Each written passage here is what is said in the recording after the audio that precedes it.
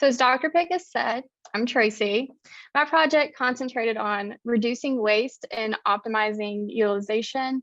In other words, I really wanted to manage blood a little more effectively.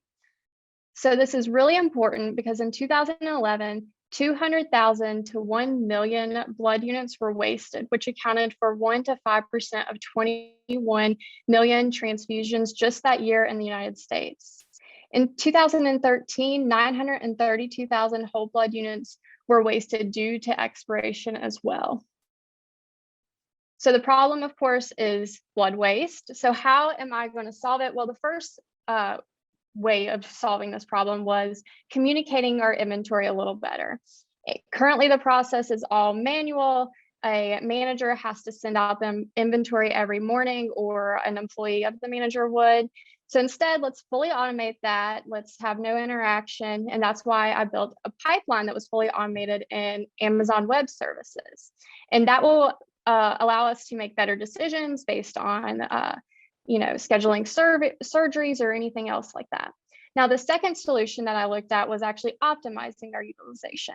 In order to do that, I had to find factors or attributes that were associated with each other, and that would produce or allow us to get a better insight of what factors we could use to optimize utilization and to reduce the waste. So overall, we want to use the blood that we have and waste less of it.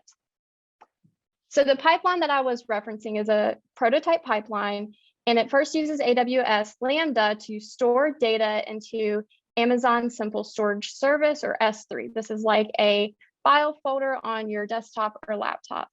AWS Glue manages a crawler that will actually look into the S3 bucket to see what data is new or not new, and then store the new data into a data catalog, or AWS Athena.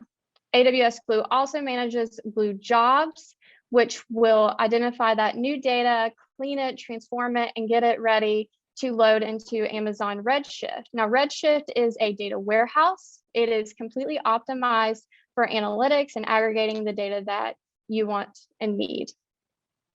Tableau then will extract that data and produce dashboards to communicate our inventory better. Now, going forward, we'll have the actual data sources themselves, and then it's pretty much the same. There are a few things that you could change. For example, as Amanda was referencing, instead of using Glue jobs, you could use Amazon Web Services Lambda. It is cheaper. However, with Glue jobs, you can actually see the entire workflow of extracting, transforming, and loading. So for a large organization, this might be a good option for them. And then then Amazon Redshift could also be changed to whatever organization's data warehouse that they're using. For example, Snowflake. I also highly recommend, I use the free version of Tableau. I would use Tableau Server instead. Then you can manage who's actually accessing the dashboards themselves. And then you can also set alerts. So anytime the inventory hit critical level, anyone that needed to know that information could receive it. So let's take a look at the first dashboard. This dashboard is actually for managers and technicians only. Here you can actually see the product, and then you can drill down, if not already seen, to see the type and whether it's positive or negative. You can also filter the ordering data by the stage that it is in and the order type, whether it's ordered stat or and in process.